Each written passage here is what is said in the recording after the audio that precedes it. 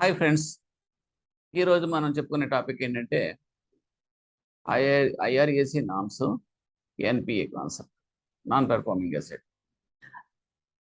అంటే what is the basic concept of this one అని అయితే మనం we have to discuss some points.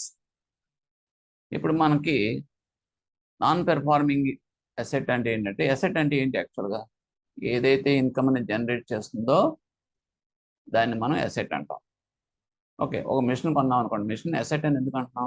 Because ఆ మిషన్ ఉపయోగించడం వల్ల మనం ఒక ప్రోడక్ట్ తయారవుతుంది, ఆ ప్రోడక్ట్ మనం అమ్మటం వల్ల సేల్ చేయడం వల్ల దానికి మనకు కొంత మార్జిన్ మిగులుతుంది, మనకి కంట్రిబ్యూట్ చేస్తుంది, ప్రాఫిట్ అనే దాన్ని కంట్రిబ్యూట్ చేస్తుంది. ఆ రకంగా నాన్ పెర్ఫార్మింగ్ అసెట్ ఏంటంటే, ఇంకా అసెట్ మనకి ఏమి ఇవ్వట్లేదు అనుకోండి, income, that is called non performing asset అంటాం. ఇప్పుడు ఒక ఆవు, ఒక ఏనుగు పిల్ల ఉన్నాయనుకోండి, ఆవుని ఇస్తున్నా అంటే మనం అసెట్ కింద ఫీల్ అవుతాం, ఎందుకంటే దానికి పాలు ఇస్తే అమ్ముకుంటే మనకి డబ్బులు వస్తాయి. అదొక ఏనుగుల పిల్ల మనకి గిఫ్ట్ కింద ఇస్తా అన్నా సరే మనం తీసుకోం, ఎందుకంటే it is non performing asset. దానికి మళ్ళీ మనం మ్యాథ్ పెట్టాల్సి వస్తుంది, దానివల్ల ఉపయోగం ఏం లేదు.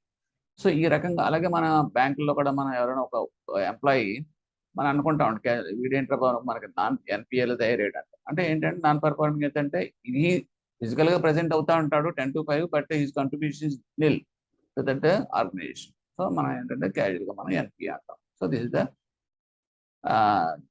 General saying. Next, income recognition and asset classification norms అనేది మనకి ఆర్బీఐ ఇంట్రడ్యూస్ చేసింది. అంతకుముందు మన సిస్టంలో ఎలా ఉండేది అంటే, ఏదైనా సరే బ్యాంకులో మనం ఒక 10,000 లోన్ ఇచ్చారనుకోండి, లోన్ ఇస్తే కనుక over a period of time దానికి ఇంట్రెస్ట్ యాడ్ అవుతూ ఉంటుంది కదండి. క్వార్టర్లీ ఇంట్రెస్ట్ మనం ఛార్జ్ చేస్తూ ఉంటాం, 500, 600 చొప్పున యాడ్ అవుతూ ఉంటుంది. మనకి యాక్చువల్గా లోన్ టర్మ్స్ అండ్ కండిషన్ ప్రకారం ఎప్పటికప్పుడు మంత్లీయో లేకపోతే క్వార్టర్లీలో అతను రీపే చేయాల్సిన పరిస్థితి ఉంటుంది లోన్లో. కానీ అది అతను రీపే చేస్తున్నాడా లేదా అని మనం చూడకుండా అప్పట్లో ఏం చేసేవారంటే, అతను రీపేమెంట్తో సంబంధం లేకుండా ఈ ఇంట్రెస్ట్ మాత్రం మనం డెబిట్ చేసుకుంటూ వెళ్ళిపోయేవాడు. కొంతకాలం ఇప్పటికి 10,000 ఏమో అసెట్, ఆ తర్వాత ఒక 7,000, 8,000 ఇంట్రెస్ట్, 17,000 మాకు అడ్వాన్సెస్ కింద చెప్పుకునేవాడు ఈ పర్టికులర్ అకౌంట్లో. ఇన్కమ్ చూస్తే మనకి ఏమైందంటే, ఇన్కమ్ కూడా చెప్పేసేవాడు, 7,000 ఇన్కమ్ అని చెప్పేసేవాడు. ఎవ్రీ ఇయర్ 1,000, 2,000, 1,200, 1,500 చొప్పున మనకి ఒక 5 years లో మనకి ఇన్కమ్ ఎంత అని చెప్పాం. నిజంగా అది యాక్చువల్గా బుక్ బ్యాలెన్స్, అసెట్ యొక్క బుక్ బ్యాలెన్స్ 17,000 అయిపోయేది. ఇంట్రెస్ట్ ఏమో మీకు 7,000 వచ్చేసినట్టుగా మీరు 5 ఏళ్ళు చూపించేసుకునేవారు. కానీ నిజంగా అక్కడ ఉండాలి అంటే పార్టీ చచ్చిపోవచ్చు, లేదంటే అసెట్ అమ్మేసుకోవచ్చు, అసెట్ లేకపోవచ్చు. సో ఇవన్నీ కూడా మనకి ఫైండ్ అవుట్ చేసేటప్పటికి అప్పటికి it is the lost that bank. We cannot recover ఎవరి సింగిల్ పైసా అనుకోండి, it is a major loss to the bank. అటువంటి ఏమవుతున్నా మన క్యాపిటల్స్ అన్ని కూడా మొత్తం వాష్అవుట్ అయిపోయే పరిస్థితి వచ్చేది. అందుకని బేసల్ నామ్స్ ఇవన్నీ రావడానికి కారణం అదే ఉద్దేశం. సో దాని నుంచి ఏమందంటే, ఆర్బీఐ వాళ్ళు ఇంట్రడ్యూస్ చేసింది ఐఆర్ఈసి నామ్స్ అనే దాన్ని ఇంట్రడ్యూస్ చేశారు. దీని ప్రకారం ఏంటంటే, ఏదైనా ఒక ఎసెట్ అన్న ప్రకారం టర్మ్స్ అండ్ కండిషన్స్ ప్రకారం మనకు రావాల్సిన ప్రిన్సిపల్ ఇంట్రెస్ట్ రూపంలో, ఇన్స్టాల్మెంట్ రూపంలో కానీ, అలాగే ఇంట్రెస్ట్, అలాగే ఛార్జెస్, ఈ 3 ఐటమ్సే మనకి ఒక అసెట్ నుంచి వచ్చేది 3 రకాలుగా. ఇవి ఎక్కడ ఏ ఒక్క రూపాయి కనుక మనకు బాకీ పడిపోయినా, అంటే డ్యూ అయినా, అంటే ఓవర్ డ్యూ అయినా, సో ఆ ఓవర్ డ్యూ అయిన డేట్ నుంచి 90 days వరకు కూడా మనకి ఏమి ఛాన్సెస్ ఆఫ్ రికవరీ కనుక రాకపోతే కనుక, స్టాగ్నెంట్ గా ఉండిపోతే, ఇమీడియట్ గా that asset should be immediately marked as NPA. I think you understand this. అంటే ఒక ఇన్స్టాల్మెంట్ కానీ, ప్రిన్సిపల్ రూపంలో కానీ, ఇంట్రెస్ట్ రూపంలో కానీ, ఛార్జెస్ కానీ మనకు రావాల్సిన ఏ ఒక్క రూపాయి బాకీ ఉన్నా కూడా ఓవర్ డ్యూ కింద ఆ డేట్ నుంచి, ఓవర్ డ్యూ డేట్ నుంచి 90 days వరకు కూడా సేమ్ స్టేటస్ కనుక కంటిన్యూ అయితే కనుక that account should be marked as NPA. అంటే what is the immediate of NPA marking అంటే ఏంటంటే, చేసేది అప్పుడు దాకా మీరు ఏదైతే మరి ఇంట్రెస్ట్ కింద మీరు చూపించుకుంటున్నారో ఆ ఫైనాన్షియల్ ఇయర్లో ఆ ఎన్పిఏ స్టేటస్ మార్చేంత వరకు కూడా, so that is not your real income. Immediately you have to take it back. తీసేసి పక్కన పెట్టేసేయండి అంటే అది కస్టమర్ కట్టాల్సిందే, బట్ వేరే పార్కింగ్ అకౌంట్లో పెట్టండి. But you should not reflect in that income head. At the same time you should not show in that profit, and you should not show it balance sheet. Okay, that is the first thing. Next ఏం చేయాలి అంటే కనుక, అది తీసేసిన తర్వాత వచ్చే balance ఉంటుంది చూడండి, బ్యాలెన్స్ అది మీరు ఫ్రీజ్ చేసేయాలి. అంటే ఎన్పిఏ అయిపోయింది కాబట్టి ద ఫర్దర్ ఇంట్రెస్ట్ అనేది అందులో జనరేట్ కాకుండా ఫ్రీ చేసేస్తాం. ఓకే, అంటే ఫస్ట్ లాస్ ఏంటంటే ఫర్దర్ ఇంట్రెస్ట్ అనేది ఆ ఎసెట్ నుంచి. రెండోది ఏంటంటే పెనలైజింగ్ ఆఫ్ దట్ సిచ్యువేషన్. దానికి ఏం చేస్తానంటే పెనలైజింగ్ అంటే ఏం కాదు, ప్రికాషనరీ థింగ్స్ అంటే ప్రొవిజన్ అనేది పెట్టాల్సి వస్తుంది. అంటే మీకు ఏదైతే మీరు ప్రాఫిట్స్ ఎర్న్ చేశారో ఆ ప్రాఫిట్స్ నుంచి కొంత రిజర్వ్స్ తీసి పక్కన పెట్టండి. ఎందుకంటే ఫ్యూచర్లో ఇది రైట్ ఆఫ్ చేసుకోవాల్సిన పరిస్థితి కింద లెక్క, బ్యాడ్ డెట్ కింద లెక్క. కాబట్టి ఎగ్జిస్టింగ్ మనకు వచ్చిన ప్రాఫిట్స్ నుంచి కొంత పక్కకి వెళ్ళిపోతుంది ప్రొవిజన్స్ రూపంలో. సో ఇది ఒక another impact to that bank. So ఈ రెండిట్ల వల్ల it is a very dangerous and it treated as a accident కింద చెప్పాలి. ఎన్పిఏ వచ్చి ఒక అకౌంట్ ఎన్పిఏ అయిందంటే it is a major loss to that bank. Okay, so ఈ సిచ్యువేషన్ అనేది ఒక యాక్సిడెంట్ కనుక మనం పోల్చుకుంటే, జనరల్గా యాక్సిడెంట్ అయ్యే ముందు కావాలని ఎవరు యాక్సిడెంట్ ఫేస్ చేయరు కదండి. సో దానికి కొంచెం ప్రికాషనరీ మెజర్స్ మనం తీసుకోవాలి. కాబట్టి అలర్ట్ బిఫోర్ దట్ యాక్సిడెంట్ అనే కాన్సెప్ట్ రూపంలో ఎస్ఎంఈ అనే దాన్ని తీసుకొచ్చారు, అంటే స్పెషల్ మెన్షన్ అకౌంట్స్. ఏంటి అంటే నేను చిన్న ఎగ్జాంపుల్ చెప్తాను, so that you can correlate this example with this actual NPA concept in the bank, so that you can understand better. అదేంటంటే, సపోజ్ నేనే ఒక వెహికల్ మీద, బైక్ మీద 60 కిలోమీటర్ స్పీడ్లో హైవేలో వెళ్తున్నప్పుడు నాకు దూరంగా ఒక సిగ్నల్ పాయింట్ కనపడుతుంది, గ్రీన్ లైట్ వెలిగిందంటే నేను వెళ్ళిపోవచ్చు. ఓకే, సో నేను దగ్గరికి వచ్చేటప్పటికి అది ఏమైంది, అది ఇమీడియట్గా మీకు గ్రీన్ నుంచి టైం అయిపోయింది. అది మీకు తెలుసు కదండి, సిగ్నల్ పాయింట్ దగ్గర టైం పెడతాడు కదా, దట్ మీన్స్ 10, 9, 8, 7, 6 సెకండ్స్ వచ్చేటప్పటికి, లాస్ట్లో వచ్చేటప్పటికి మారిపోతుంది. కానీ రెడ్ అనేది వేసేయాలి, స్టాప్ అంటే అదే కదండి, కానీ రెడ్ వేయడు. ఒక fraction of time orange light వేస్తారు, వేసిన తర్వాత ఇమీడియట్గా ఒక 3-4 సెకండ్స్కి అది రెడ్ కింద మారుతుంది. Why they are placing this orange, why they don't place the light red అనేది కనుక మనం చూసుకుంటే కనుక మాకు అర్థమైపోతుంది. అంటే ఏంటంటే, since you are not prepared to stop the vehicle. Okay, ఎందుకంటే అంత స్పీడ్లో వెళ్తున్నప్పుడు వాడు సడన్గా మీకు రెడ్ మార్క్ చేశాడు అనుకోండి, బ్రేక్ వేసినా కూడా వెహికల్ ఆగదు ఆ పర్టికులర్ పాయింట్లో. ఇమీడియట్గా న్యాచురల్గా it will meet an accident. To avoid that only they are giving some alertness by placing that orange signal for a fraction of time, and then only they will change to that red. So ఆ రకంగా ఏంటంటే మీరు control చేసుకుంటారు బండిని, ఆ పాయింట్లో జాగ్రత్తగా మీరు ఆఫ్ చేసుకుంటారు. ఓకే, అదే సిచ్యువేషన్ ఇక్కడ కూడా వస్తుంది. ఎన్పి అనేది major threat to the bank. It is nothing but an accident in that bank. ఎందుకంటే బికాజ్ ఇన్కమ్ అనేది ఆగిపోతుంది. రెండోది ఏంటంటే, because of this you will have to make provisions also, అంటే మనకు వచ్చిన ప్రాఫిట్స్లో కూడా కొంత ఎరోజ్ అయిపోతా ఉంటాయి. సో ఈ రెండిట్ల వల్ల ఏంటంటే it is treated as an accident. So ఈ 90 days ముందే ఈ ఓవర్ డ్యూ ఎప్పుడైతే అవుతుందో, ఆ ఓవర్ డ్యూ అయిన దగ్గర నుంచి 30 days తర్వాత they are giving a first alert, that is called as the SMA 1, special mention account 1. అంటే this is the first alert. అంటే మీకు ఎక్కడ జరుగుతుంది అనేది మనం ట్రేస్ అవుట్ చేసుకోవాలి. ఎందుకు కట్టలేదు, కడతా ఉన్నవాడు ఇన్స్టాల్మెంట్స్ ఎందుకు ఆగిపోయింది, we have to follow up by telephoning, లేకపోతే మీట్ ద కస్టమర్ ఏదో చేసుకుంటా ఉంటాం. Despite that also, if it is continuing in the second month అనుకోండి, అంటే రెండో అలర్ట్ అది ఏంటంటే 60 days తర్వాత ఎస్ఎంఏ 2 కింద మారుతుంది. So that will continue for another 30 days. So ఇప్పుడు ఏమవుతుంది, మీకు 60 days కూడా అది రాలేదు. ఓకే, అంటే ఏంటి, 30 days తర్వాత ఎస్ఎంఏ అయింది, 60 days తర్వాత ఎస్ఎంఏ 2 అయింది, ఇంకా మనకు ఉన్నది 30 days. సో 30 days అనేటప్పటికి 90 days అయిపోతున్నాయి.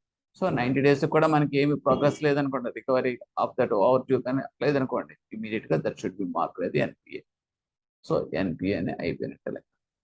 ఓకే, ఆ తర్వాత ఎన్పిఏలో స్టేటస్లు ఎలా ఉంటాయి, sub standard, D1, D2, D3 అనేది మనం నేర్చుకుంటాం. So for this I want to place some example so that you can understand the better. So I'm placing this example here.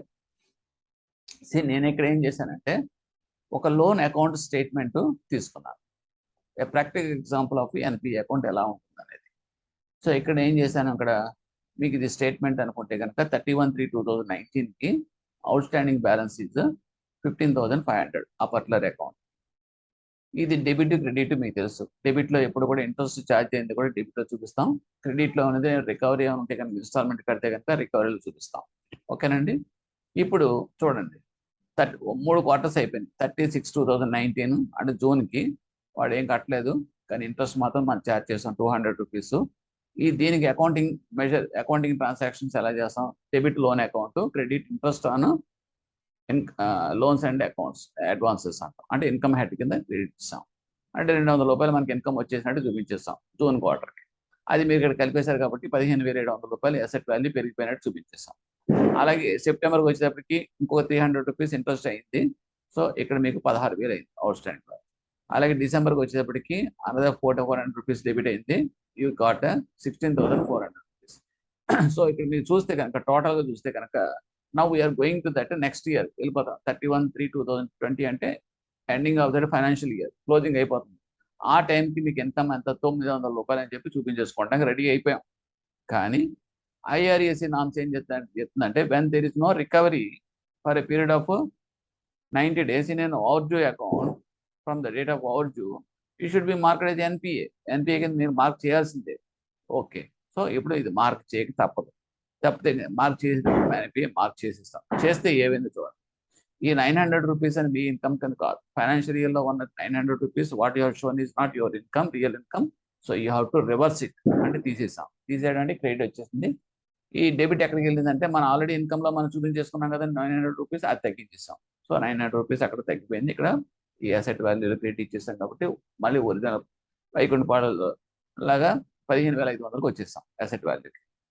Okay, so ఇప్పుడు ఈ 15,500 మనం ఫ్రీజ్ చేసేస్తాం. అంటే NPA అకౌంట్ అయిపోయింది కాబట్టి ఫ్రీజ్ చేసేస్తాం. ఫ్రీజ్ చేయడం అంటే balance was freezed. Further interest అనేది ఇందులో జనరేట్ అవ్వదు. Okay, that is the major threat to NPA account. అంటే ఇన్కమ్ జనరేషన్ ఆగిపోయింది, ఉన్న ఇన్కమ్ రివర్స్ అయిపోయింది. చూడండి ఎన్ని లాసెస్. సో ఇప్పుడు ఏమవుతుందంటే ఈ పక్కన పెట్టిన ఈ అమౌంట్ని, ఈ ఇన్కమ్ని పార్కింగ్ పెట్టిందని MOI అంటాం, మెమరాండమ్ ఆఫ్ ఇంట్రెస్ట్ అని చెప్పి చూపిస్తాం. ఓకేనండి. నెక్స్ట్ ఈ ఫ్రీజ్ అయిపోయిన బ్యాలెన్స్ని మనం NPA బుక్ బ్యాలెన్స్ అంటాం. ఈ రెండు కలిపితే మనకి ఎంత ఉందో చూడండి 16,400 రూపాయలు అసలు యాక్చువల్గా కస్టమర్ కట్టాల్సిన బ్యాలెన్స్ ఇది. ఓకే, ఈ పర్టికులర్ పాయింట్లో మనకి అంటే కస్టమర్ వచ్చాడు అనుకోండి సపోజ్. అంటే ఇది అయిపోయిన తర్వాత NPA మార్క్ అయిపోయింది, అంత చేసేసిన తర్వాత నెక్స్ట్ డే వచ్చాడు. వచ్చిన తర్వాత సార్ ఏదో కట్టేద్దాం అనుకుంటున్నాను సార్ ఇది అని చెప్పానంటే మన NPA అకౌంట్స్ మనం క్లీన్ చేసుకోవడం కోసం there is some provisions are there. అంటే ఏమీ లేదు, మనం ఏం చేస్తామంటే will go for that OTS settlements. ఎందుకంటే అనవసరంగా ఉంచుకోవడం వల్ల మనం సూట్ ఫైల్ చేసుకోవడం, కోర్టుకి వెళ్ళడం, ఫీజులకి డాక్టర్ లాయర్కి ఫీజు తీసుకోవడం, దానివల్ల another expenditure okay incur. So instead of that better by giving some benefit to that బారోయర్కి ఇచ్చేసి మనం కనుక క్లోజ్ చేసి పడేసాం అనుకోండి, మన బ్యాలెన్స్ షీట్ కూడా క్లీన్ అయిపోతుంది. సో ఆ పాయింట్లో మనం ఏం చేస్తామంటే OTSలో అనేది సెటిల్ చేస్తూ ఉంటాం. సపోజ్ కస్టమర్ కనుక 14,000కి అయితే కనుక నేను కట్టేస్తాను సార్, నేను కట్టాల్సింది 16,400 కరెక్టేను, కానీ నాకు అది తగ్గిస్తే కనుక నేను 14,000 కట్టేస్తాను అని చెప్పి అన్నాడు, ముందుకు వచ్చాడు అనుకోండి. Okay, we have if our people are permitting to go ahead, దాన్ని ఏం చేస్తామంటే మనం సెటిల్ చేసేటప్పుడు ఏమవుతుంది చూడండి. MOIలో 900 ఉంది, NPA బుక్ బ్యాలెన్స్ అనేది 15,500 ఉంది ఈ అకౌంట్లో. ఇప్పుడు వాడు అడుగుతున్నదేమో 14,000కి మాత్రం కడతానంటున్నాడు. అంటే మనం పోగొట్టుకోవాల్సింది ఎంత 2,400 రూపాయలు మన దగ్గర నుంచి వాడు తగ్గించుకొని అడుగుతున్నప్పుడు ట్రాన్సాక్షన్ ఎలా జరుగుతాయో చూద్దాం. సో ఇప్పుడు మనకి 2,400లో ఎంత ఫస్ట్ ఇంట్రెస్ట్ చూసుకుంటాం. MOIకి మనం ఎంత పోగొట్టుకుంటున్నాం చూసుకుంటాం, అక్కడి నుంచి వస్తాం. సో MOIలో కనుక మనం పోగొట్టుకున్నది 900 రూపీస్ ఫస్ట్ చూసుకుంటే that is called A waiver అంటాం. అంటే ఎక్కడైతే మనం తగ్గిస్తున్నామో, ఎందులో అయితే మనం వదులుకుంటున్నామో MOIలో, దాన్ని మనం ఎప్పుడు కూడా మనం వైవర్ అంటాం. సో వైవర్ అనేటప్పటికి ఈ 2,400లో 900 ఫస్ట్ అది పోతుంది. So that is called the waiver 900. తర్వాత అది పోను ఇంకా 1,500 రూపాయలు. ఓకే, అది కూడా మనం పోగొట్టుకోవాల్సిన పరిస్థితి వచ్చింది. ఓకే, అది ఎక్కడ పోగొట్టుకుంటున్నాం అంటే బుక్ బ్యాలెన్స్లో తగ్గించుకోవాల్సి వస్తుంది. సో ఎప్పుడు గుర్తుపెట్టుకోండి, బుక్ బ్యాలెన్స్లో కనుక మనం పోగొట్టుకుంటున్నాము అంటే that is called yes a return of అంటాం. ఇవన్నీ కూడా మీకు చిన్న చిన్న బిట్స్ కింద వచ్చే ఛాన్సెస్ ఉంటాయి కాబట్టి because you are having a topic both in that CIB credit management అలాగే జేఐబిలో లీగల్లో మాడ్యూల్ సిలో ఉంది డిలో ఉంది కాబట్టి I'm saying the trust of this points. So waiver is 900 అంటాం, రిటర్న్ ఆఫ్ అమౌంట్ ఈజ్ 1500 అంటాం. రెండు కలిపిన దాన్ని మనం సాక్రిఫైజ్ అంటాం. సో రెండు కలిపితే టోటల్ సాక్రిఫైజ్ అని 2400 అంటాం. So this is the concept of that entire NPA account, NPA process and IRAC norms. With this you can understand better. Now ఇంకా కొంచెం యాడ్ చేస్తున్నాను. సపోజ్ ఇదే అకౌంట్ కనుక గ్యారంటీ కవరేజ్ కూడా ఉంటాయి. గ్యారంటీ కవరేజ్ అంటే ఏంటంటే సిజిటి, దట్ మీన్స్ ఈ లోన్స్కి గ్యారంటీ కవరేజ్ ఉంటాయి. కొన్ని గవర్నమెంట్ స్పాన్సర్డ్ లోన్స్కి వాటికి గ్యారంటీ కవరేజెస్ ఉన్నప్పుడు let us say the guarantee coverage 50% ఉందనుకోండి. దాని అర్థం ఏంటంటే ఈ 15,500 ఉందంటే this is called NPA amount. This is called NPA amount. We don't take this 900 rupees. 900 rupees అనేది అది ఎంవై ఇంట్రెస్ట్ పోర్షన్ అనేది పక్కన పెట్టేస్తాం. మనం ఆల్వేస్ ఎన్పిఏ బ్యాలెన్స్ మీద అంటే ఇదే చూస్తాం, ఫ్రీజ్ అయిపోయిన బ్యాలెన్స్. ఇందులో 50% అనేది కవరేజ్ కింద ఉంటుంది కాబట్టి అప్పుడు 7,750 అనేది మనం ఎలాగో వస్తుంది కాబట్టి గ్యారంటీ కవరేజ్లో మనకి పోయేది ఎంత అంటే 7,750 రూపాయలు మనం నష్టపోతాం. అది మనకి. సో దాని మీద మనం ప్రొవిజన్ అనేది మనం క్యాలిక్యులేట్ చేయాల్సి వస్తుంది as per this RBI guidance. అంటే ఏంటి, మన ప్రాఫిట్లో ఉన్నది దాంట్లో నుంచి ఈ ప్రొవిజన్ రూపంలో ఈ అమౌంట్ మీద పెట్టాల్సి. అది ఎంత అనేది నెక్స్ట్ స్లైడ్లో మనం చూద్దాం. అది 25% 50%, because depending upon the status of that NPA account. So ఎప్పుడైతే ఫస్ట్ ఎన్పిఏ మార్క్ చేసేసామో ఫస్ట్ స్టేటస్ అనేది సబ్ స్టాండర్డ్ వస్తుంది. దాని తర్వాత D1, D2, D3 వస్తుంది. ఆ నెక్స్ట్ స్లైడ్లో మనం చూద్దాం. Okay, so here when the account becomes NPA, ఇది మామూలుగా term loans, different types of loans ఉంటాయి కాబట్టి మనం ఏ లోన్ ఎప్పుడు ఎన్పిఏ అని చెప్పంటాం చూద్దాం. టర్మ్ లోన్ ఉందనుకోండి, interest or instalment of principal remaining overdue for a period of more than 90 days in respect of a term loan that will be called as that will be treated as NPA account. ఓడిఓసిసికి వచ్చాం అనుకోండి. ఓడిఓసిసి అంటే limits ఇస్తాం కదండి, 5 lakhs 6 lakhs మనకి business loans ఇచ్చేటప్పుడు ఓడిఓసిసి అంటాం. Over draft and open cash credit accounts అంటాం. ఇందులో అవి ఏంటంటే మనకి ఒక అమౌంట్ ఇచ్చి దాని డెమినిషింగ్లో మనం రికవర్ చేయి. ఇది ఏంటంటే లిమిట్స్ వాడుకుంటూ ఉంటాడు. అది ఎప్పుడు కావాలంటే అప్పుడు తీసుకుంటూ ఉంటాడు, ఎప్పుడు కావాలంటే కడుతూ ఉంటాడు. అంటే ఏంటంటే for purchases he will debit it and for sales after sales he will credit that process to that account. ఇది running account, working capital accounts అంటాం వీటిని. ఓకే, ఇందులో మనకి ఎన్పిఏ అనేది ఎలా వస్తుందంటే account out of order for more than 90 days. ఒక account కనుక అవుట్ ఆఫ్ ఆర్డర్ కింద అయిపోయి మోర్ దెన్ 90 days కనుక కంటిన్యూ అయితే కనుక ఎప్పుడు అవుట్ ఆఫ్ ఆర్డర్ అనే దాని గురించి చెప్పుకుంటే out standing balance above the limit for 90 days. Out standing balance అంటే ఏంటంటే సపోజ్ 5 lakhs మీరు లిమిట్ ఇచ్చారు, ఓకేనండి. 5 lakhs మనకు వాడు మొత్తం అంతా వాడేసుకున్న తర్వాత కట్టాలి. యాక్చువల్ కట్టి మళ్ళీ తీసుకుంటా ఉంటారు. అలా తీసుకోకుండా అది స్టాగ్నెంట్గా 5 lakhs అనేది వాడేశాడు. కానీ ఇంట్రెస్ట్ అనేది ఏమైందంటే మరి మంత్లీ ఇంట్రెస్ట్ ఛార్జ్ అయిపోతుంది కాబట్టి అది యాడ్ అయిపోయి అది 5,15,000 అయిపోయింది అనుకోండి. సో ఇప్పుడు ఏమవుతుంది, మీకు లిమిట్ దాటిపోయినట్టు కదా. సో ఎప్పుడైతే లిమిట్ దాటిపోయిందో ఓకే, అది ఆ సిచ్యువేషన్ కనుక if it is continued for more than 90 days then it will be called as out of order అంటాం. So then it will be treated as NPA account and no credit for the last 90 days. Business account అనేది మనకి credits రాలేదు అంటే it is a sign that there is no business. ఎందుకంటే మన sales నుంచే వస్తాయి credits అంటే. సో అటువంటి క్రెడిట్స్ అకౌంట్, వర్కింగ్ క్యాపిటల్ అకౌంట్లో, బిజినెస్ అకౌంట్లో, ఓడిఓసిసి అకౌంట్లో రావట్లేదు అంటే there is no business. No business అంటే nothing but it is NPA account కింద లెక్క. ఆ రకంగా no credit for the last 90 days కనుక 90 రోజుల్లో కనుక 3 నెలలుగా ఏం లేకపోతే కనుక that will be also treated as out of order account. And credits not sufficient to cover that interest. ఒకవేళ కనుక క్రెడిట్స్ వచ్చినాయి అనుకున్నాం, ఏదో 1-2 క్రెడిట్స్ వచ్చినాయి, లేదా ఒక క్రెడిట్ వచ్చింది. నో క్రెడిట్ అంటే ఓకే, బట్ ఒక సింగిల్ క్రెడిట్ వచ్చింది. మరి సింగిల్ క్రెడిట్ వచ్చింది కాబట్టి అది ఎన్పిఏ కాకూడదు కదండి అంటానికి లేదు. ఎందుకంటే ఇంట్రెస్ట్ అనేది మీకు 15,000 ఛార్జ్ అయింది అనుకుందాం ఆ అకౌంట్లో 5 lakhs. మీ క్రెడిట్ కూడా ఎంత వచ్చింది, 10,000 మాత్రమే వచ్చింది. అంటే even that interest also not serviced out of your credit. So ఇటువంటి సిచ్యువేషన్లో also that will be treated as out of order. అంటే ఏంటంటే అట్లీస్ట్ ఇంట్రెస్ట్ అనేది కవర్ అయిపోవాలి. కవర్ అయిపోగలిగితే కనుక ఆ సింగిల్ క్రెడిట్ ఒకటి ఉంది కాబట్టి basing on that we can avoid that NPA status. Next irregular and no stock statements for that last 180 days. అంటే ఏంటంటే అకౌంట్ ఇర్రెగ్యులర్ ఎలా చెప్తామంటే స్టాక్ స్టేట్మెంట్స్ అనేది ఎవ్రీ మంత్ అతను సబ్మిట్ చేయాలి. అలా కాకుండా for the last 6 months he is not giving the stock statement అనుకోండి. So then also then it will be treated as a NP out of order account అంటాం. Next regular credit limits not renewed and reviewed within 180 days from the due date. Ad hoc not regularised within 90 days. ఈ situation కూడా ఆ account NPA కింద mark చేస్తుంది. అంటే ఏంటంటే account అనేది every year ఓడిఓసిసి account renew చేస్తాం. Renew చేయడం అంటే ఏంటంటే ఆ లిమిట్స్ అనేది మనం ఫ్రెష్గా మళ్ళీ డ్రాయింగ్ లిమిట్స్ అన్ని మళ్ళీ అప్డేట్ చేసి ఫ్రెష్ బ్యాలెన్స్ షీట్లు అన్ని కూడా తీసుకుని వాళ్ళ దగ్గర నుంచి అన్ని కూడా సెక్యూరిటీస్తో సహా అప్డేట్ చేసి మనం లైవ్లో తీసుకొస్తాం. సో ఇప్పుడు ఏమవుతుందంటే అది కనుక మనం చేయలేదు అనుకోండి, that is called as not reviewed and renewed account.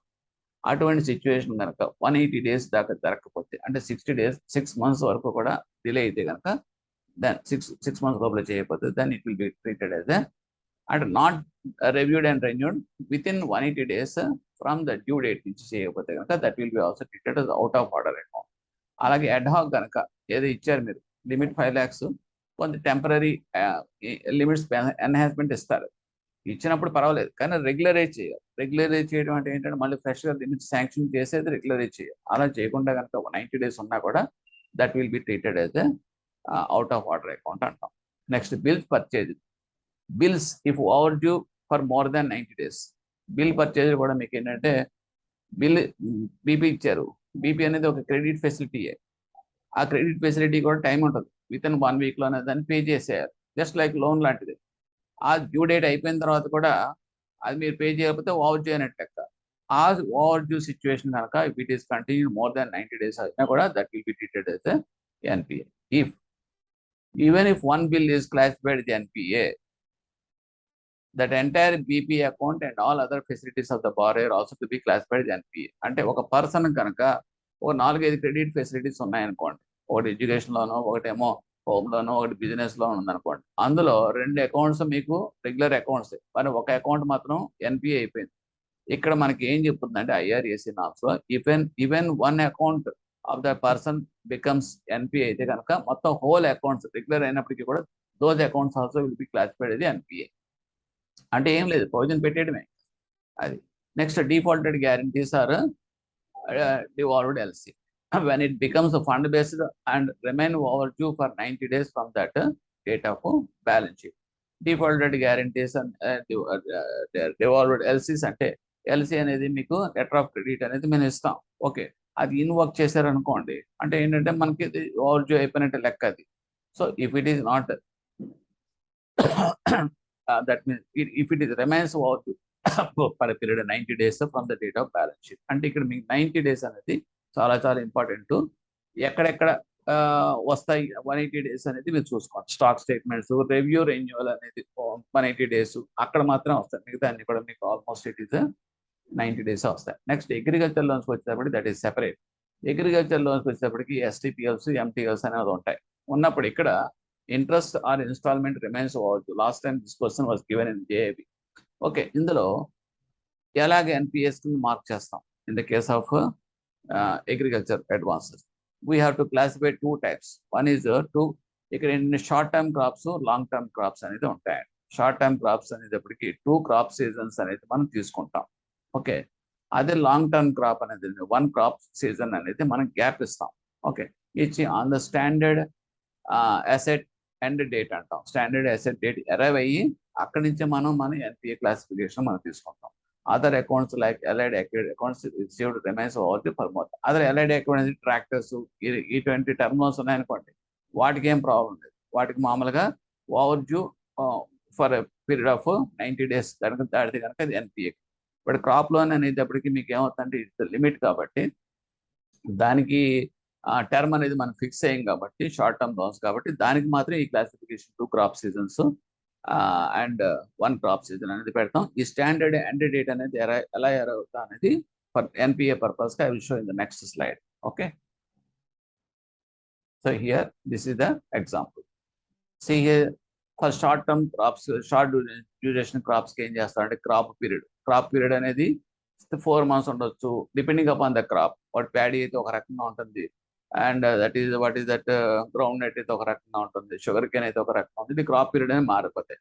Crop period plus marketing period అంటే మనకి దాన్ని ఒక క్రాప్ వచ్చిన తర్వాత దాన్ని మార్కెటింగ్ చేసుకోవాలి అంటే కొంత టైం, 3 months 2 months దానికి స్పెసిఫైడ్ మార్కెటింగ్ టైం ఉంటుంది. ఆ మార్కెటింగ్ టైం కూడా కలుపుకుంటాం. అండ్ 2 crop seasons కూడా మనం యాడ్ చేస్తాం. యాడ్ చేసి ఓవరాల్గా మనం డేట్ ఎంత డ్యూరేషన్ అని పెట్టుకుంటాం. అక్కడి నుంచి అప్పుడు కనుక అది కట్టకపోతే అక్కడి నుంచి మనం will calculate this NPA norms అనేది మనం క్యాలిక్యులేట్ చేస్తాం. So here for short term duration crops అయితే కనుక చిన్న ఎగ్జాంపుల్ చెప్పాను. క్రాప్లో కనుక క్రాప్ పీరియడ్ కనుక 5 months అనుకుంటే, మార్కెటింగ్ పీరియడ్ 2 months అనుకుంటే, అండ్ క్రాప్ సీజన్స్ కనుక 12 months 2 క్రాప్ సీజన్స్ కనుక తీసుకుంటే కనుక సో 24 అనుకుంటే, so I'm getting 31 months for this particular example. And if long term crop కనుక crop period plus marketing period plus 1 crop season, example sugarcane తీసుకున్నాను, ఇక్కడ paddy తీసుకున్నాను. So here crop loans అనేటప్పటికీ sugarcane 18 months తీసుకున్నాను, marketing period 2 and 1 crop season తీసుకున్నాను 18 months. So I'm getting 38. So from this standard end date means మీకు 90 days అనేది calculate అవుతాయి to mark that NPA accounts. So this is in the case of agriculture accounts. Now NPA classification some important points అంటే ఏ accounts మన NPS per unit రావు అది కూడా చూద్దాం. ఫస్ట్ ఏంటంటే LOD, NSC, LIC, KVP loans అనేది ఎన్పిఏ అయ్యే ఛాన్సెస్ లేవు. ఎందువల్ల అంటే మీ దగ్గర ఉంటాయి కదండి సర్టిఫికేట్స్, డిపాజిట్ సర్టిఫికేట్స్ మీ దగ్గర ఉంటాయి, ఎన్ఎస్సి సర్టిఫికేట్స్, ఎల్ఐసి పాలసీ మీ దగ్గర ఉన్నప్పుడు యూ హ్యావ్ టు అంటే ఐఆర్ఈసీ నామ్స్ లో వచ్చే సమస్య లేదు. ఎందుకంటే securities are lying with us, you can liquidate the securities and adjust your loan. There is no question of అని ఎన్పిఎస్ అవ్వకూడదు. Okay. And SHL, SVL because staff loans కూడా అంతే. ఎందుకంటే స్టాఫ్ మీ దగ్గర ఉంటారు, వాడికి ఇచ్చే అమౌంట్లు మీ దగ్గర నుంచి వస్తాయి కాబట్టి ఈ షుడ్ నాట్ బి కమింగ్ అంటూ దిస్ ఐఆర్ఈసీ నామ్స్. తర్వాత when account is rephased, restructured before it slips to NPA category. So అప్పుడు ఏం చేస్తాం, what is the status will give అంటే ఇట్ ఈస్ కాల్డ్ ఎస్ఎంఏ. అంటే రీస్ట్రక్చర్ అంటే ఏంటంటే అండి, రీస్ట్రక్చర్ చేయడం అంటే ఏంటంటే suppose if the crop is the ఒక డెట్ క్రాప్ లో అనేది మీకు ఓవర్ డ్యూ అయిపోయింది. ఓకే, ఎన్పిఏ అయిపోయింది. ఓవర్ డ్యూ అయిపోయినప్పుడు because of this natural calamities, climatic conditions అది ఓవర్ డ్యూ అయిపోయింది అనుకోండి. అప్పుడు మనం ఏం చేస్తామంటే ఎగ్జిస్టింగ్ లోన్ని ఫిక్స్ చేసేసి అవుట్ స్టాండింగ్ బ్యాలెన్స్ తోటి దాన్ని మళ్ళీ ఫ్రెష్ లోన్ కింద మనం ఇచ్చి దీన్ని ఏం చేస్తామంటే దట్ మీన్స్ ఇన్స్టాల్మెంట్స్ కింద ఫిక్స్ చేసేసి మనం పే చేయమని చెప్తాం. So that is on. Restructured loan అంటే ఏంటంటే the duration that means what is that repayment period మనం పెంచుతాం. అంటే ఏంటంటే పోస్ట్ పోన్ చేస్తాం. సపోజ్ యాక్చువల్గా కట్టాలి, మొన్న కూడా మనకు కోవిడ్ వచ్చినప్పుడు ఏంటంటే because of this recession and all the things no business కాబట్టి వాడు ఏం చేస్తాడు, హాలిడే పీరియడ్ కింద ఇచ్చేసి ఆ హాలిడే పీరియడ్ తర్వాత అప్పుడు మళ్ళీ ఆ ఇన్స్టాల్మెంట్స్ అవన్నీ కూడా చేస్తాం. ఆ రకంగా ఏంటంటే రీఫేజ్డ్, రీస్ట్రక్చర్డ్ కనుక చేసిన advances because of this natural calamities or unforeseen circumstances కనుక అయితే కనుక చేస్తాం తప్పనిసరి పరిస్థితిలో. అటువంటిప్పుడు ఇది జెన్యూన్ ఏం కాదు కదా, ఇట్ ఈజ్ అన్ఎక్స్పెక్టెడ్గా జరిగింది కాబట్టి అప్పుడు మనం ఏం చేస్తాం, the status of that NPA category అనేది మనం సబ్స్టాండర్డ్ ఇవ్వకూడదు, ఎస్ఎంఏ మాత్రం ఇస్తాం. Okay. Exemptions made as per that RBI guidelines ఏమైనా చేస్తాంటే అగ్రికల్చర్ లోన్స్, న్యాచురల్ కెలామిటీస్ ఇవన్నీ కూడా ఎగ్జంప్షన్స్ ఉంటాయి ఈ ఎన్పిఎస్కి. Interest on NPA should be classified అంటారు ఎంఓఐ వితౌట్ ఓచింగ్. దానికి ఓచర్ ఏం చేయమండి, ఎంఓఐలో పార్కింగ్ అకౌంట్ పెడతాం, dummy account. Prudential norms application should be borrower-wise and facility or account-wise. Hence, all the credit facility of the borrower is having uniform asset classification. అదంతే. prudential norms ప్రకారం ఒక account NPA ఏంటంటే అన్ని అకౌంట్లు కూడా మిగతా account కూడా మనం ఎన్పిఏ మార్క్ చేస్తాం. దీనికి ఏ స్టేటస్ ఉంటుంది, మిగతా అన్ని కూడా అదే యూనిఫామ్ స్టేటస్ వస్తుంది. Next 5th point, an asset may be straight away classified as doubtful or loss. ఇక్కడ ఏంటంటే ఏం జరుగుతుందంటే ఇక్కడ ఇంకో పాయింట్ చెప్పాలి మీకు. అకౌంట్ కనుక మీకు ఫస్ట్ ఎన్పిఏ అయినప్పుడు the status will be substandard. అంటే వాళ్ళ క్లాసిఫై చేసుకుంటాం. ఎందుకు చేసుకుంటాం అంటే I will tell that one. Because దాన్ని బట్టి మనం ప్రొవిజన్స్ అనేది మనం ఏర్పాటు చేయాల్సి వస్తుంది కాబట్టి. అంటే సబ్స్టాండర్డ్ ఎన్నాళ్ళు ఉంటుందంటే it will continue for a period of 1 year. ఆ తర్వాత ఏమవుతుందంటే D1 అంటాం. The status of the same account will be called changed as a D1, doubtful 1 అంటాం. డౌట్ఫుల్ 1లో that period of status of that account will continue for 1 year. ఆ తర్వాత 1 year అయిపోయిన తర్వాత డౌట్ఫుల్ D1లో అయిపోయిన తర్వాత that will be coming to that D2 అంటాం. D2లో it will continue for 2 years. ఆ తర్వాత it will be changed to that status of D3. D3 it will continue for 3 years, and after that it will be lost asset. So this is the status change in the case of NPA assets continuing forever. Okay, ఇక్కడ ఏంటంటే ఇది కాకుండా ఒక situation ఉంటుంది. అదేంటంటే అది important.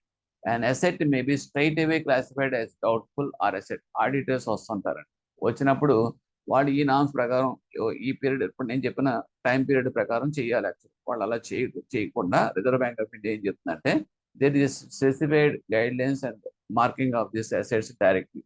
అంటే ఏంటంటే వాళ్ళు కనుక ప్రతిదానికి ఒక అసెట్కి సెక్యూరిటీ ఉంటుందండి.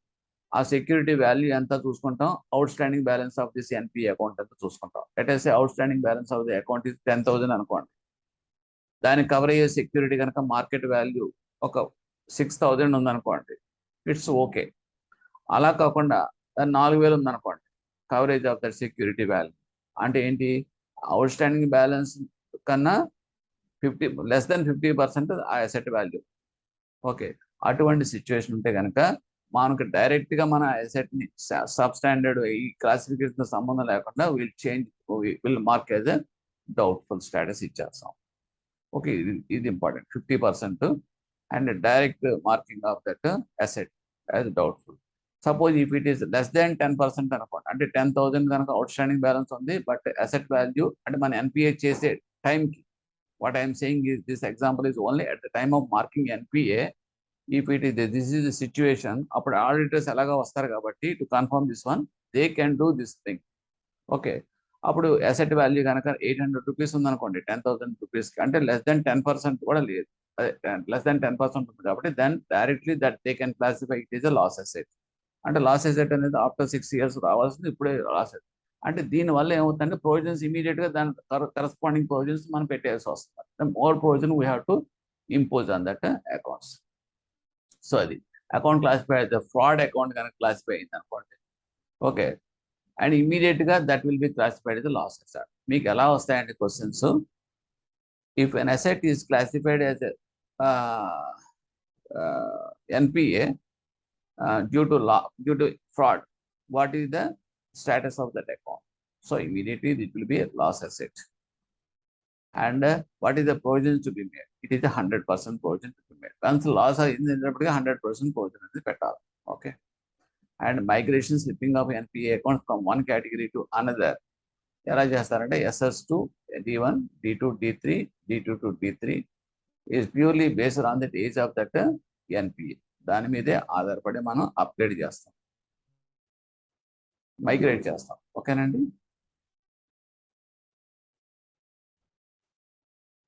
దిస్ ఇందాక మనం అసెట్ క్లాసిఫికేషన్ సబ్ స్టాండర్డ్ ఎంత అనుకున్నాం చూడండి. It is 1 year, it will continue, and any problem carries no risk, and substandard asset is 12 months, and doubtful assets D1 is 1 year, D2 2 years, D3 3 years, and loss asset is identified such as not but amount not written off. So the loss asset is the last remaining status account is a loss asset.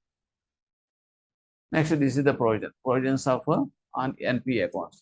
చూడండి, ఇక్కడ RBI stipulation, bank stipulations ఇవన్నీ కూడాను. Okay, ఇక్కడ ఏంటంటే substandard and doubtful, unsecured, ఇక్కడ secured portion, unsecured portions కూడా ఉంటాయి. కాబట్టి ఈ టేబుల్ చాలా important, you have to memorise, especially for the CIB credit management. This is very, ఒక కేస్ స్టడీ కింద ఇచ్చారంటే మీకు 5 marks తగ్గకుండా ఉంటాయి. కాబట్టి you have to see this one. And doubtful secured up to 1 year. Okay, and జనరల్గా ఏం చేస్తామంటే మనం you have to follow that RBI ప్రకారం వెళ్ళిపోతాం. ఇండివిజువల్ బ్యాంక్స్ పక్కన పెట్టేసుకోండి. Okay, and that is doubtful 1 to 3 years unsecured portion, and more than that. అంటే ఏంటంటే ఇక్కడ సబ్ స్టాండర్డ్కి వచ్చేటప్పటికి secured portion 15%, unsecured portion 25%. And if it is coming to the doubtful unsecured portion first year వచ్చేటప్పటికి that is 100%, and doubtful secured up to 1 year. ఈ రెండు కూడా 1 year అంటే D1 అన్నమాట. D1 లో అన్సెక్యూర్డ్ పోర్షన్ 100, సెక్యూర్డ్ పోర్షన్ 25. ఇది గుర్తుపెట్టుకోవాలి. D3కి వచ్చేటప్పటికి secured portion 40%, unsecured portion 100%. So 40, 100. D3కి వచ్చేటప్పుడు టోటల్ 100, లాస్ట్ కూడా 100. సో ఈ ప్రొవిజన్స్ అనేది objective type multiple choice personal bits లో వస్తాయి థియరిటికల్ గా, అండ్ ప్రాక్టికల్ సెన్స్ లో ఏంటంటే మీకు కేస్ స్టడీస్ కూడా ఇస్తారు. So I just we shall work out the case studies here one by one. Before that the provisions గురించి డిస్కస్ చేద్దాం. ప్రొవిజన్స్ ఫర్ స్టాండర్డ్ అసెట్స్ ఇవన్నీ కూడా మీకు ఇంపార్టెంట్. అదేంటంటే direct advance for agriculture and MSME. ఇందులో provisions అనేది మనం standard assets మీద కూడా పెట్టాలి, నాన్ పెర్ఫార్మింగ్ అసెట్స్ మీద కూడా పెట్టాలి. అంటే పెర్ఫార్మింగ్ అసెట్స్ మీద ఎందుకు పెట్టాలి అంటే కనుక there is a minor risk in that asset, every risk. అందు గురించి యాజ్ ఎ హోల్ గా మనం క్లాసిఫై చేసి advances, different types of advances బట్టి మనం ప్రొవిజన్ పెట్టుకుంటాం. ఓకేనండి. ఇక్కడ స్టాండర్డ్ అసెట్స్కి వస్తే, స్టాండర్డ్ అసెట్స్కి వస్తే కనుక ఇవన్నీ standard assets. I'm saying about the standard assets. Provision for standard assets. ఇందాక మనం చూపించింది నాన్ పెర్ఫార్మింగ్ అసెట్స్ మీద provision. So that is the difference. This is the non-performing assets with the provisions. What I discussed here: unsecured portion, secured portion, D1 and D2 and substandard. Now I am coming to this standard assets. దీంట్లో కూడా provisions పెడతాం. ఇది కూడా objective type questions వస్తాయి మీకు. Direct advances to agriculture and SME అంతా 0.25% irrespective of that amount పెట్టేయాలి. And all other advance other than agriculture and SME. అంటే అగ్రికల్చర్ ఎస్ఎంఈ రెండింటికి మనకి ఇంపార్టెన్స్ ఉంది కాబట్టి దానికి తక్కువ ప్రొవిజన్ మనకి ఇచ్చింది RBI. Other than these two all other advances 0.4%, commercial real estate projects అయితే 1%, housing loans extended at teaser rates is 2%, restricted advances 2% in the first year, and any NPA accounts upgraded to standard ganaka cheste ganaka upgrade cheste ganaka 2% for first year upgradation, and provision for delayed implementation of the project. And infrastructure goes up to 0.40 till 2 years for DCCO, date of commencement of the commercial operation, 2% for third and fourth year, and non-infrastructure at the 0.4% up to 6 months from DCCO and 2%. This is the blind meru good bit కోసం దీంట్లో specific అని చెప్పడానికి. ఓకేనండి. Next case studies are coming. Case studies చూద్దాం. Case study ఏంటంటే there is a problem I have given. ABC Bank has provided the following information relating to that its advances portfolio as on this one. Total advances 40,000 crores. Gross NPA is 9%, net NPA is 2%. Based on this information, answer the following questions. Gross NPA ఇచ్చాడు, net NPA ఇచ్చాడు. Gross ఎన్పిఏకి net ఎన్పిఏకి questions అడుగుతాడు. What is meant by gross NPA అంటే మీ total NPA of that bank ఏదైతే చేస్తారో financial closing కి, that is called a gross NPA. Net NPA అంటే ఏంటంటే ప్రొవిజన్స్ కనుక తీసేస్తే కనుక వచ్చేది నెట్ ఎన్పిఏ. అంతేనండి డెఫినేషన్స్.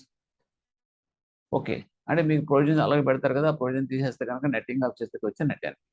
ఇక్కడ ఏం చేస్తాడు వాడు చెప్తాడు. గ్రాస్ ఎన్పిఏ 9% అంట, నెట్ ఎన్పిఏ 2%, ప్రొవిజన్స్ తీసేస్తే వచ్చేది 2% వచ్చింది. So consider that all the standard loan accounts present general advances. 1. What is the amount of the provision for standard loan accounts? Standard ఇక్కడ ఇచ్చాడు, టోటల్ అడ్వాన్సెస్ ఇచ్చాడు, క్రాస్ ఇచ్చాడు. Okay, and ఇక్కడ questions అడుగుతున్నాడు. What is the amount of the provision for standard loan accounts, and what is the provision on NPA accounts? What is the total amount of the provision and total advances including the standard accounts? What is the amount of the gross NPA? What is the amount of the net NPA? What is the provision coverage ratio for NPA? And what is the minimum amount of provisions to be maintained by the bank to meet the provision coverage ratio of 70%? One by one we shall come. First one, చూడండి. What is the amount? What is the amount of the provision for standard loan accounts? Standard loan accounts. So ఇక్కడ మీకు ఏమవుతుంది, మీకు standard account total is 40,000 crores వాడే ఇచ్చాడు. Total advances అనేది 40,000 crores అని ఇచ్చాడు. ఓకే, టోటల్ అడ్వాన్సెస్ ఫిగర్ ఇచ్చాడు ఇక్కడ. Okay, and 9% of NPA, 9% NPA అన్నాడు. ఎన్పిఏ పర్సెంట్ ఎంత అన్నాడు? 9% అన్నాడు. సో మీకు ఎన్పిఏ అనేది ఎప్పుడు కూడా టోటల్ అడ్వాన్సెస్ మీద అరైవ్ అవుతాం కాబట్టి 9% of the 40,000 3,600 crores. Okay, so ఇక్కడ మీకు ఎన్పిఏ ఫిగర్ ఎంత అనేది 3,600 crores అనేది మీకు వచ్చేస్తుంది. సో ఆటోమేటిక్గా మీకు ఏమవుతుంది, టోటల్ అడ్వాన్సెస్ లో ఎన్పిఏ ఫిగర్ తీస్తే కనుక వచ్చేది. ఇంకా చెప్పాలంటే మీకు 91% తీసేస్తే మనకి మిగతా 91% ఇస్ దట్ స్టాండర్డ్ అసెట్సే కదండి. సో ఆ రకంగా మీరు వేసుకున్నా కూడా you get that 36,400 rupees. So you can calculate and check it. నా ప్రొవిజన్ అట్ 0.4% అడిగాడు. సో ఇప్పుడు మీకు స్టాండర్డ్ అసెట్స్ అనేది వచ్చింది కదా, 36,400 వచ్చింది. సో ఇక్కడ ఏమవుతుంది, మీకు ప్రొవిజన్ అట్ 0.4% అని చెప్పేసి ఇక్కడ ఏమంటాడు, what is the total amount of provision on total advances including the standard assets అని అడిగాడు. ఓకే, అంటే that means provision at 0.4%. Provision at 0.4% equal to 36,400 standard accounts into 0.4%, 145.6%. అంటే మీకు ఇక్కడ ఇచ్చింది ఏంటంటే general other than agriculture and SME కింద treat చేసుకున్నప్పుడు అది ఇవ్వాలి. యాక్చువల్గా అలా ఇచ్చినప్పుడు మీకు అందరూ 0.4% అనేది జనరల్ అడ్వాన్సెస్ కింద స్టాండర్డ్ అసెట్స్కి మనం ప్రొవిజన్ పెట్టేస్తాం. సో ఆ రకంగా ఏమవుతుందంటే స్టాండర్డ్ అసెట్స్ 36,400 మీద 0.4% will get 145.60 crores. Provision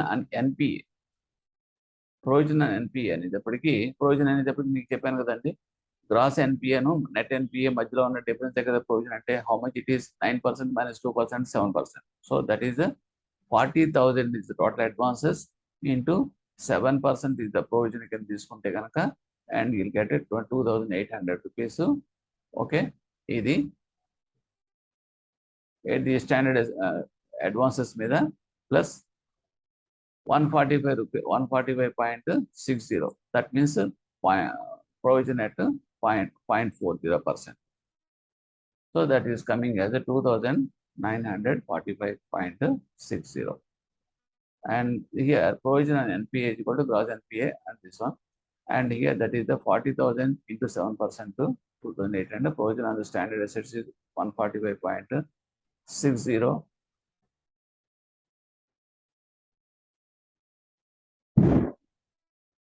Hence the total provision is 2,945. And fourth one, what is the amount of the gross NPA? Gross NPA అంటే 9% of the total advances కాబట్టి total advances is the 40,000, 9%, 3,600. Next one is what is that? What is the amount of net NPA? Net NPA 2% అన్నాడు కాబట్టి 40,000 into 2%, that is coming as 800 crores. And sixth one is what is the provision coverage ratio? Provision coverage ratio అంటే ఏంటంటే total provision on NPA divided by gross NPA. So total provision is the 2,800. We already calculated 2,800 divided by 3,600 is that gross NPA. Gross NPA 3,600 and 2,800 is that what is that?